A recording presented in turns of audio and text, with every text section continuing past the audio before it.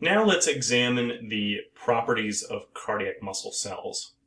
Here in this segment, we will also make some comparisons as well as contrast the structures within cardiac muscle cells to that of skeletal muscle cells. So here in this diagram, we see a few cardiac muscle cells. And as we go through this, you're going to notice that they share a lot of similarity with skeletal muscle cells. So let's begin by making some comparisons. Both cardiac muscle cells and skeletal muscle cells are both striated. And the reason that they are striated is because both are packed with a rod-like organelle called the myofibril. Recall that the myofibrils are the contractile organelles of the muscle cells because they contain structures called sarcomeres. And it is the sarcomeres that are lined up end to end within the myofibrils. The sarcomeres are where the contractile proteins called actin and myosin are found. And in the sarcomeres, they are arranged in a regular pattern of light and dark bands that represents the overlap of these two proteins. And it is these two proteins that generate the shortening of the muscle cells. So to summarize, in both the cardiac and the skeletal muscle cells, the sarcomere is the contractile unit of those cells, and both of their sarcomeres contain actin and myosin. So both cardiac and skeletal muscle cells also have a sarcolemma, which is the plasma membrane of the muscle cell. Both cardiac and skeletal muscle cells contain mitochondria. The mitochondrial content of cardiac muscle cells is much higher. In cardiac muscle cells, mitochondria make up about 30% of the volume of the cell. So why is this the case? It turns out that cardiac muscle cells are very resistant to muscular fatigue, and this makes sense because cardiac muscle cells have to contract continuously. However, this means that the cardiac muscle cells cannot survive very long without oxygen because the mitochondria require a constant supply of oxygen in order to continue making ATP energy. In the skeletal muscle cells, we see that the mitochondria only make up about 2% of the cell volume. And this is because most skeletal muscle cells do not have to contract as continuously and as constantly as cardiac muscle, so it can get away with having fewer mitochondria. In both cardiac and skeletal muscle cells, there is an abundance of an organelle called the sarcoplasmic reticulum, which is shown in blue in this diagram here. And recall that the sarcoplasmic reticulum stores calcium, and it is that calcium that is released in order to promote formation of the cross bridge, that is the connection between the actin and the myosin within the sarcomere. So calcium is a really important component of both cardiac and skeletal muscle cells, and it's really important in the fact that it is needed for formation of the cross bridge to generate the force in those skeletal muscle, or in those muscle cells, in both skeletal and cardiac muscle.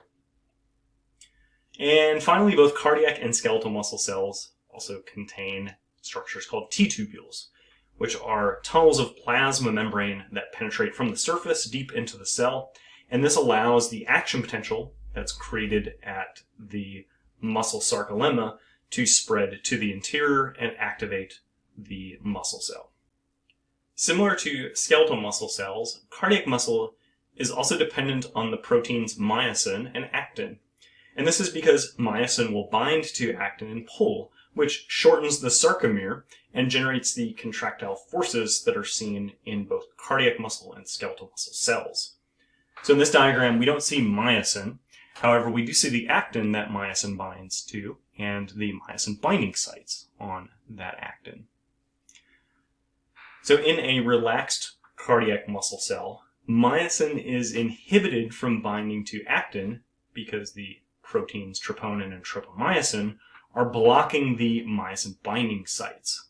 And those myosin binding sites are represented in this diagram by the small dark pits that are located on the actin proteins.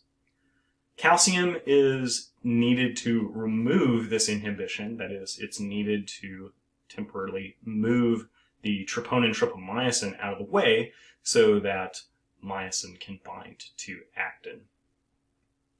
So when the muscle is contracting and calcium is present, the myosin binding sites on the actin filaments will be exposed, and myosin will be able to bind and generate the tension that we see in cardiac muscle cells. And this is exactly the same way that it works in skeletal muscle cells as well. So long as calcium is present in the cell in order to expose the myosin binding sites on actin, and so long as ATP is also present, because ATP is going to return myosin to its high energy configuration, a cycle called the cross-bridge cycle between myosin and actin can occur and will continue to be formed and will continue to generate tension in that muscle cell. So recall that myosin will pull on the actin filaments and shorten the sarcomeres of the muscle cells, including cardiac muscle, and this generates the pulling forces. So now let's look at a few differences between the cardiac myocytes, or the cardiac muscle cells, and the skeletal muscle cells. Skeletal muscle cells are structurally and functionally independent from one another, which means that each fiber or each cell can contract independently of one another. This was the basis for what we described as the motor unit. This allows muscle to produce different amounts of force depending on how many muscle fibers or how many muscle cells in a particular muscle were recruited to contract, because we don't always need all of the skeletal muscle cells in a particular skeletal muscle to contract simultaneously. Cardiac myocytes, or cardiac muscle cells, on the other hand, contain structures called intercalated discs, which contain components that electrically and physically connect all of the cardiac myocytes together.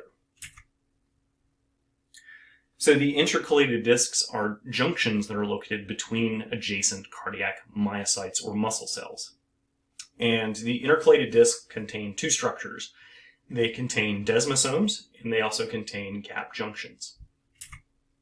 So because the intercalated discs both electrically and physically connect the cardiac muscle cells together, the myocardium behaves as a single coordinated unit, and we refer to this as a functional syncytium.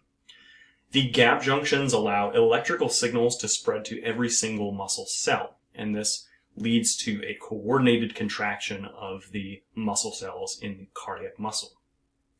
So for example, the atria have to contract simultaneously in order to fill the ventricles, and then the ventricles have to contract simultaneously in order to squeeze blood into the large arteries that they are serving. The desmosomes, on the other hand, prevent the adjacent myocytes from separating from one another, especially when the heart is contracting very forcefully. And so the desmosomes are simply keeping the muscle cells held together very tightly so that there are no tears that occur during very forceful contractions. So recall that skeletal muscles only contract when the neurons that control them release a neurotransmitter called acetylcholine. Cardiac muscle cells can contract when the calcium and the electrical signals spread from one adjacent cardiac muscle cell to another. We also see that cardiac muscle is what we call an opportunistic muscle, in that it is able to metabolize and use a variety of different fuels, such as glucose, fatty acids, lactic acid, which is a byproduct of a process called anaerobic glycolysis in skeletal muscles. Lactic acid is created when skeletal muscles make ATP energy when they have very little oxygen present, because recall that the mitochondria need need oxygen to make ATP energy. But these skeletal muscle cells can still operate temporarily for a little bit, even when oxygen delivery to those muscles is quite low. It just so happens that one of the byproducts that's created is lactic acid. And the body will deal with lactic acid later, as we'll see when we talk about other body systems that are going to handle that lactic acid. We also see that cardiac muscle can use ketones, which are the byproducts of fat metabolism. So recall that adipose tissue and fats are generally metabolized to create ATP energy when we are fasting or when we are between meals, particularly when we are resting or when we're sleeping. And it is these ketones that can be metabolized by the cardiac muscle cell to make energy. as well as amino acids from the breakdown of proteins. Skeletal muscle cell, on the other hand, can only use glucose, glycogen, or fatty acids, and it can do so fairly well, but we see that cardiac muscle is really, really good at switching between fuel types depending on what's going on physiologically within the body. So now let's examine the electrical signaling and the electrical activity that's happening within cardiac muscle cells. We see that action potentials of cardiac muscle cells are what stimulate them to contract, just like we see with skeletal muscle cells.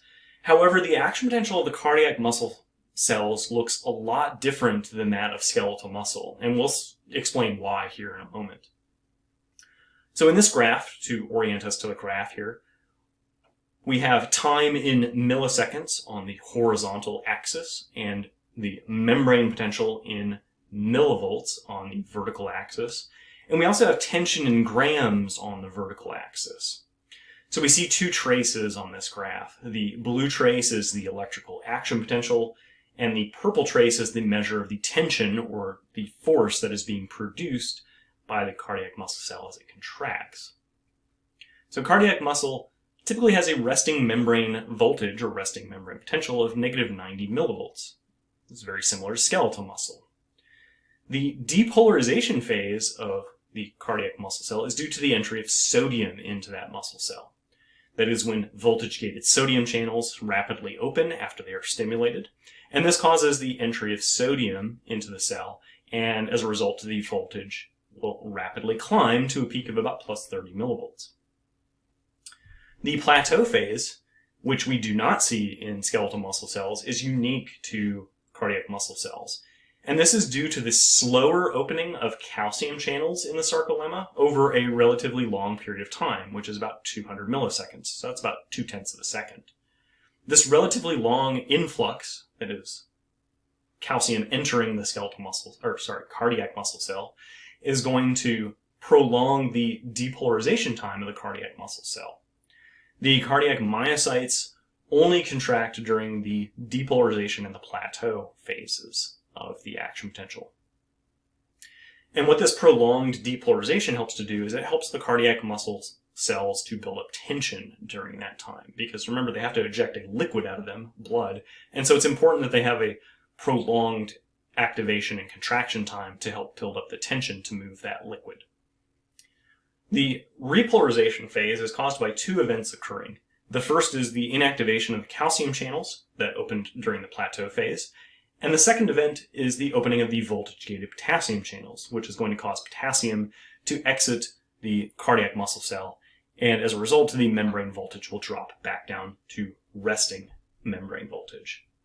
And so we see that there is a very slow buildup of tension, roughly over 150 milliseconds or so, as the plateau phase causes the cardiac muscle cell to more slowly build up that tension so that it can eject that blood.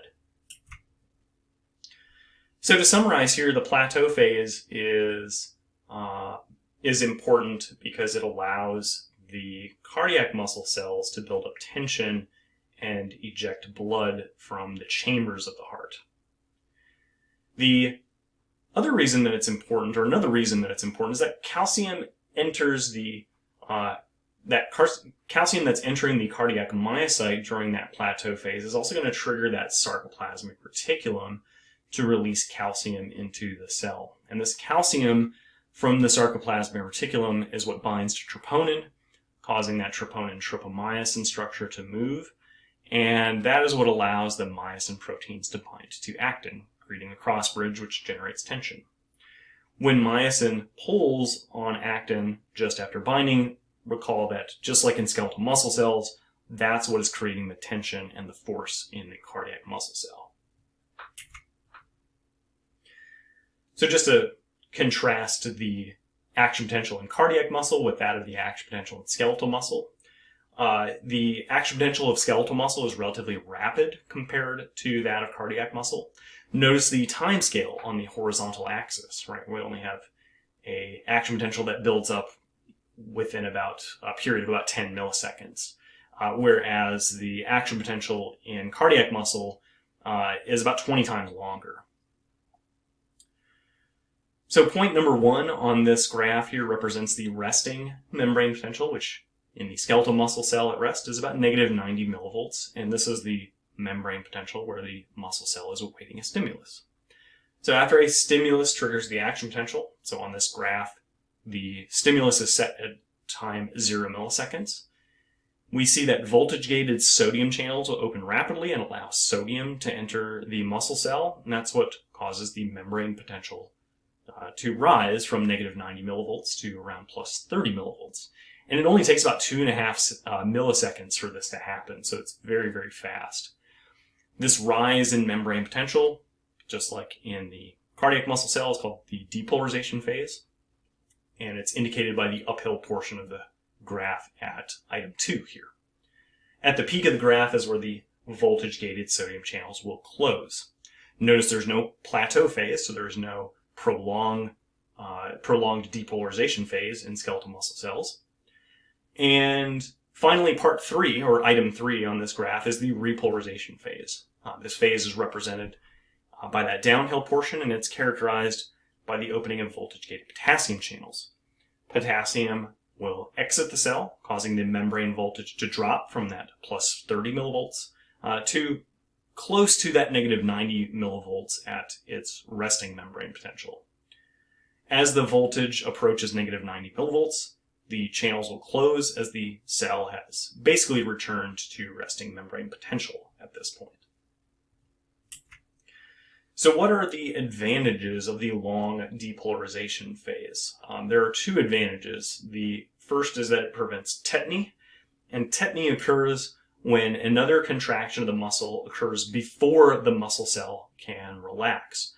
And tetany relaxation in the cardiac muscle cells is particularly important because the muscle cells need to be able to relax so that the heart can refill properly. If the muscles are still in tension and they're not relaxing as they should, then the heart will be unable to fill properly as it should.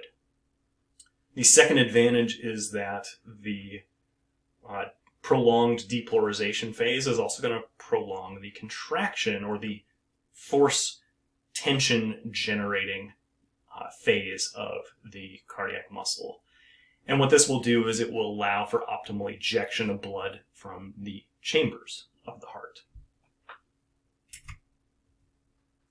So due to that plateau phase that we saw, the tension, which is the force of cardiac muscle cells, will build up over a much longer period of time than we saw with the skeletal muscle cells.